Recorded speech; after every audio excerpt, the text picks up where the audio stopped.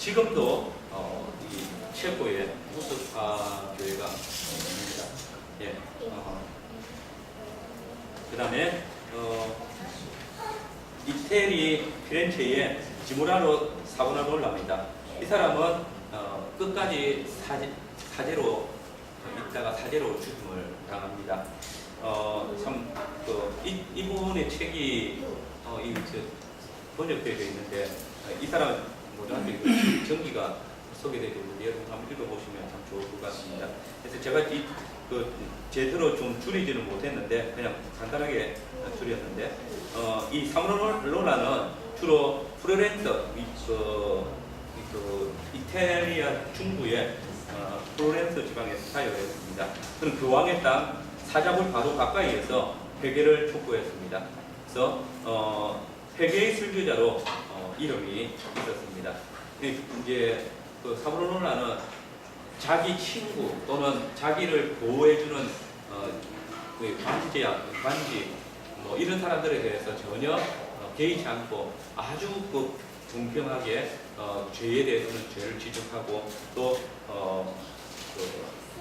모든 사람들에게 동등하게 설교를 했습니다. 그래서 로마 함께까지 그 다음에 자기에게 이 피렌체에서 사역을 할 수 있도록 자기를 청빙해주고 또 사역을 맡긴 메디치라는 가문의 사람들까지 다 잘못된 것을 비판했습니다. 그래서 그때 이 피렌체는 이 사보나롤라의 설교와 가르침에 의해서 향락과 사치를 끊고 피렌체가 변화되어졌다고 합니다.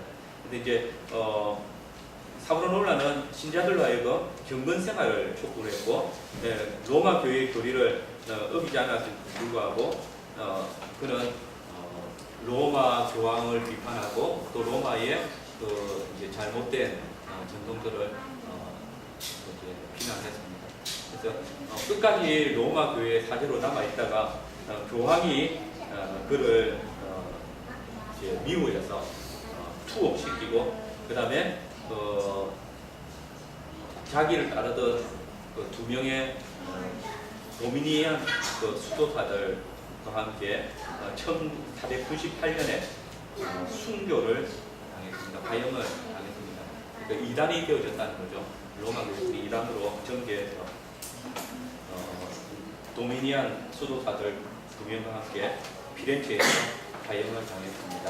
예, 그리고 종교개혁에 여명이 비치는데 바로 이 선구자들의 힘을 통하여서 교회가 하나님의 말씀으로 돌아가려고 하는 그런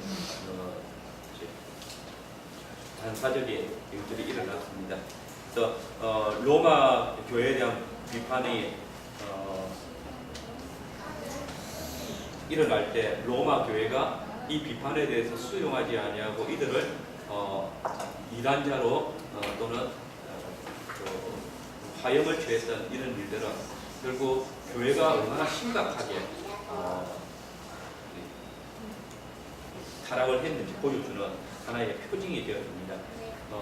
우리가 교회 역사를 살펴보시면 항상 예수님이 이단이었습니다. 유대교 이단이었습니다.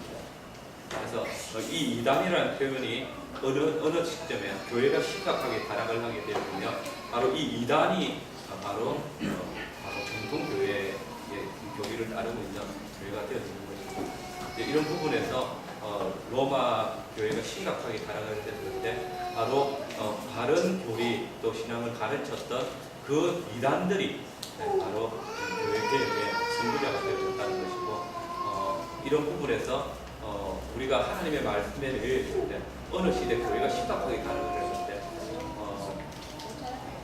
정죄를 당할 수도 있다는 사실을 우리가 결국 기억을 해야 되겠습니다.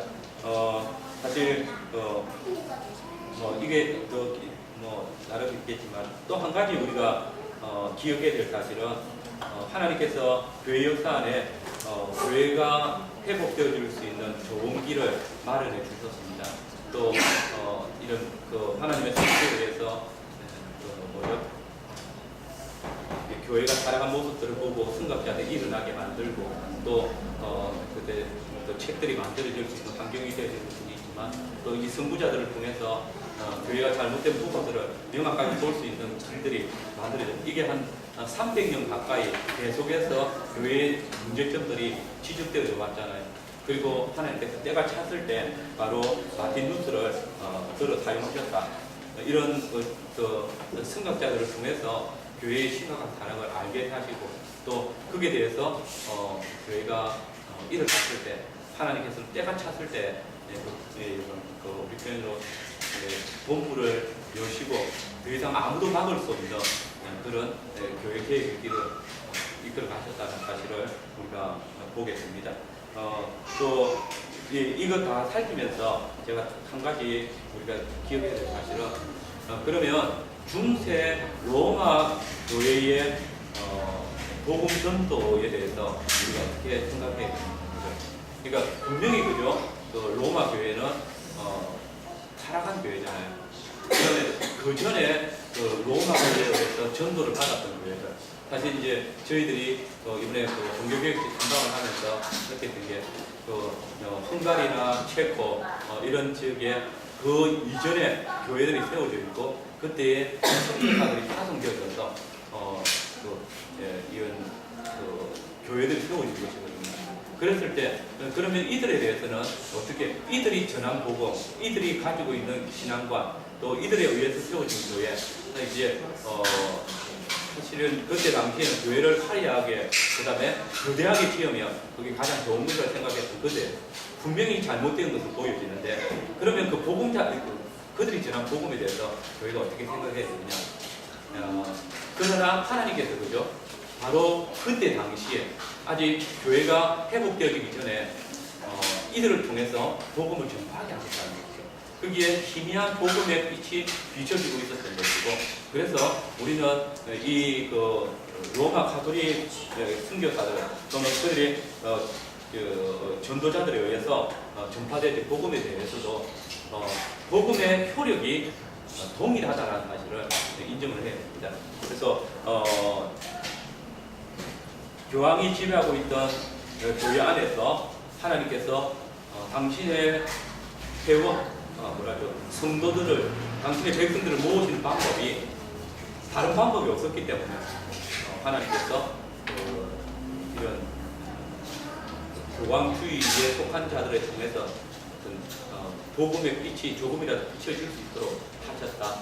그때 그 시대에 하나님께서 그들을 부르셨다라는 사실을 우리가 생각하고 그래서 이 시대에 하나님께서 하셨던 그 교회가 비록 존재하고 타락했을지라도 하나님께서 그 교회를 통해서 믿는 자들을 부르셨다. 그 믿는 자들 가운데 바로 선각자들, 그러니까 교회 개혁의 선구자들이 일어났던 것이잖아요.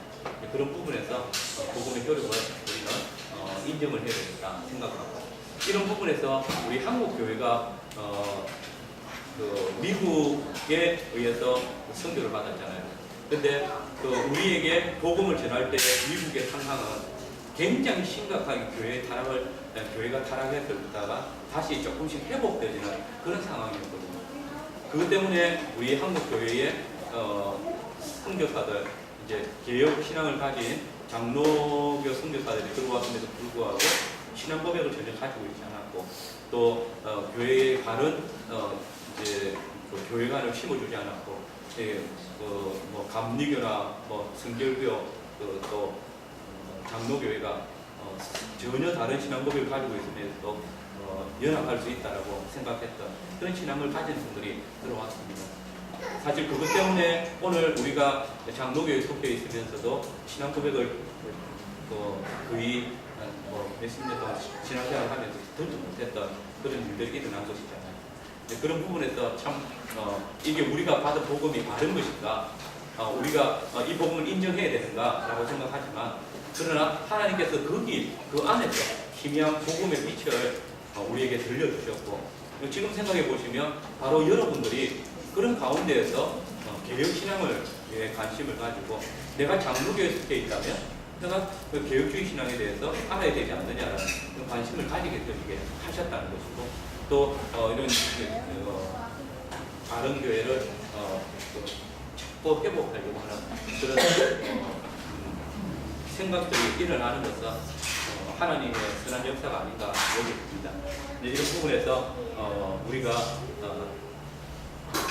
가지고 있는 이 복음 말씀을 점점 회복시켜 나가면 우리가 지금 우리처럼 바른 복음에 대해서 갈급하고 있는 모든 사람들이 바른 복음을 들을 수 있는 길이 열려지고 더 건강하게 교회들이 자랄 수 있지 않는가 생각이 듭니다. 네, 이거까지만 하겠습니다. 이게 너무 제가 생각했던 것보다 좀 길고 제가